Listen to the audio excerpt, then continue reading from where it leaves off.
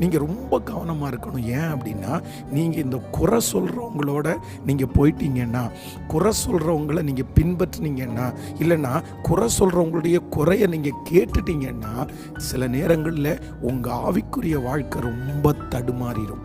வேதம் சொல்லுகிறது, நம்முடைய விசுவாச கப்பலை சேதப்படுத்துறதற்கு பிசாசு எடுக்கிற பெரிய டூல் என்ன அப்படின்னா, குறை சொல்லுகிற ஆவி.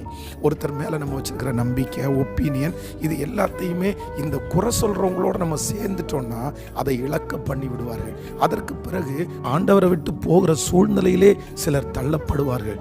ரொம்ப கவனமாக இருக்கணும். நீங்கள் இந்த குறை சொல்கிறவங்களோட தயவு செய்து நீங்கள் சேராதீங்க. அந்த மாதிரி குறை சொல்கிறவங்களோட அவங்க கூட நீங்கள் வச்சுக்காதீங்க. அவங்கள்ட்ட சொல்லுங்க, நீ நன்மையை பேசுங்க பிரதர், பரவாயில்ல, எனக்கு யாரை பற்றி குறை நம்ம கேட்க வேண்டிய அவசியம் இல்லை. அவங்கள பற்றிய குறைய நம்ம கேட்கறதுனால நமக்கு என்ன நடந்துட போகுது? ஆண்டவர் ஏற்கனவே சொல்லிட்டாரு. நீங்கள் அவங்கள பார்க்காதீங்க, கர்த்தரை பாருங்க. ஆண்டவர் தான் நமக்கு தலைவர், ஆண்டவர் தான் நமக்கு முன்னோடி, ஆண்டவர் தான் நமக்கு லீடர், நமக்கு மனுஷன் கிடையாது.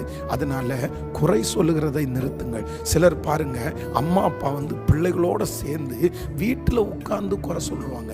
சர்ச்சினுடைய லீடரை பற்றி, யூத் லீடரை பற்றி, பாஸ்டரை பற்றி, அவங்களுடைய பிள்ளைகளை பற்றி, சபை விசுவாசை பற்றி. அப்போ அடுத்த நாள் பிள்ளை சர்ச்சுக்கு வரும்போது எப்படி அந்த லீடரை மதிப்பாங்க?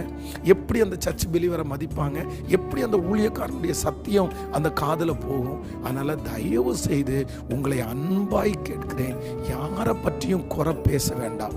இன்னொன்று, யார் சொல்ற குறையும் நீங்க கேட்க வேண்டாம். இது ஒரு பெரிய ஞானம். இது ஒரு பெரிய ஞானம். ஒரு பரிசுத்தவான் ரொம்ப அழகா சொன்னாரு, என்னுடைய ஊழிய நாட்கள்ல ஒரு நாள் கூட மேடையில யாரை பற்றி நான் குறை பேசினதில்லைன்னு சொன்னாரு. அந்த மாதிரி ஒரு தேவ பிள்ளைகளா கர்த்தர் உங்களையும் என்னையும் மாற்றுவாராக. இது ஒருவேளை உங்களுக்கு விளக்கமா சொல்ல முடியலன்னா கூட நீங்க இதை நிறுத்தி பாருங்களேன். இந்த குறை பேசுறதை நிறுத்தி பாருங்களேன், குறை கேட்கறத நிறுத்தி பாருங்களேன். நீங்க ஆண்டவருக்கு ரொம்ப பிரியமா மாறுவீங்க. உங்களுடைய ஜெபம் அதிகமாகும், உங்க விசுவாசம் அதிகமாகும்.